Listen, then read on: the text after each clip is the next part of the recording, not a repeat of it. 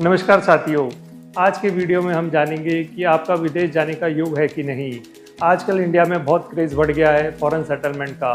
कुछ लोग विदेश जाते हैं घूमने फिरने के लिए, कुछ लोग पढ़ने जाते हैं, कुछ लोग वहाँ जॉब करने जाते हैं और कुछ लोग परमानेंट सेटलमेंट करने जाते हैं।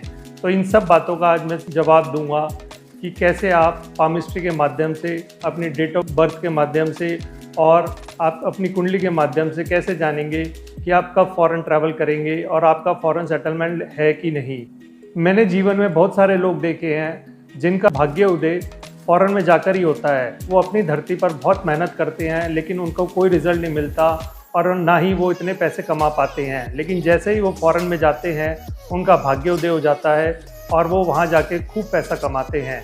तो आइए अब हम पामिस्ट्री के माध्यम से जानेंगे कि वो कौन कौन से पॉइंट्स हैं जिससे हम ये जान सकें कि कैसे लोग ट्रैवल करेंगे और जो फॉरेन सेटलमेंट के लिए माने जाते हैं। तो सबसे पहले क्वेश्चन हमारे मन में ये आता है कि आपको कौन सा हैंड देखना चाहिए। एक लोगों में मिथ है कि भाई लड़कों का राइट हैंड देखना चाहिए और लड़कियों का लेफ्ट हैंड। तो सबसे पहले तो इसका मैं जवाब दे दूँ, जो आपका एक्टिव हैंड है, अगर आप राइटी हैं तो राइट हैंड आपका एक्टिव है और अगर आप लेफ्टी है तो लेफ्ट हैंड एक्टिव है। तो हमें एक्टिव हैंड को देखना है। तो अब हम कुछ पॉइंट्स के बारे में चर्चा करेंगे जो आपका बताएगा जीवन में आप बाहर फॉरेन में सेटलमेंट होगा कि नहीं। ये आपके अगर हाथ में जीवन रेखा होती है, अगर ये जीवन रेखा नीचे जाके फॉग बना रहा है तो ऐसे लोगों का ट्रैवल बहुत लगा रहता है। वो विदेश में आते जाते रहते हैं, इनका बिजनेस विदेश से लेना देना बहुत ज़्यादा होता है।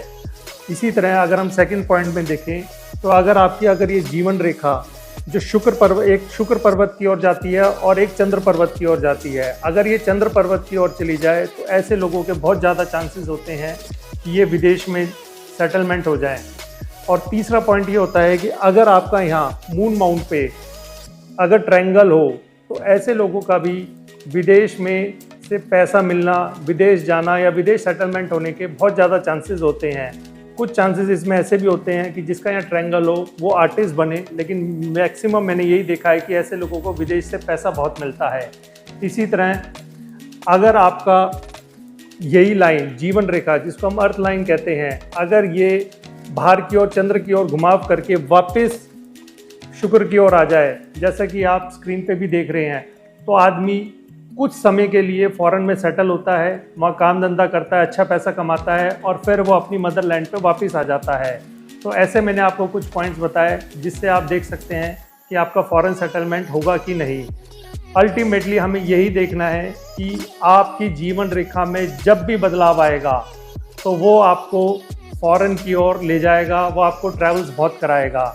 ऐसी एक योग होता है इम्पोर्ट एक्सपोर्ट का। बहुत से लोग यहीं बैठे हुए फॉरेन से, विदेश से बहुत काम करते हैं। तो ऐसे लोगों का मैंने ये देखा है कि उनके हैंड जो ये सन माउंट होता है उसके नीचे एक स्क्वायर होता है। ऐसे लोगों का भी विदेश से लेना देना, इंटरनेशनल बिजनेस होना, इंपोर्ट एक्सपोर्ट का काम होना, ये सब योग देखे गए हैं। ये तो मैंने आपको पामिस्ट्री के माध्यम से ये सारी चीज़ें बताई। अब मैं आपकी डेट ऑफ बर्थ के माध्यम से बताता हूँ कि कौन लोग विदेश जाते हैं, घूमते हैं, ट्रैवल करते हैं। यदि आपकी डेट ऑफ बर्थ, जो भी आपकी डेट ऑफ बर्थ है, अगर उसमें 4 नंबर और 7 नंबर आ जाए तो ऐसे लोग कहीं ना कहीं कभी ना कभी तो विदेश घूमने जाते ही हैं। चाहे आप वो फैमिली ट्रिप कह लो, शादी के बाद हनीमून कह लो, तो ये लोग तो जाते ही हैं।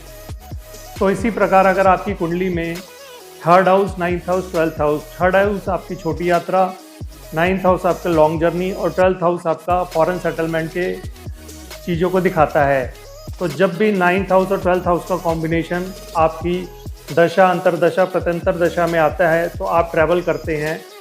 तो ये सब चीज़ें हम पामिस्ट्री से, न्यूमरोलॉजी से और आपकी कुंडली से, एस्ट्रोलॉजी से हम बता सकते हैं कि कौन ट्रैवल करेगा, कब विदेश में सेटल होगा और क्या क्या चांसेस हैं। तो आशा करता हूँ आपको मेरी वीडियो पसंद आई होगी। हाँ, अगर आपने अभी तक मुझे सब्सक्राइब नहीं किया तो प्लीज़ सब्सक्राइब कर लीजिए।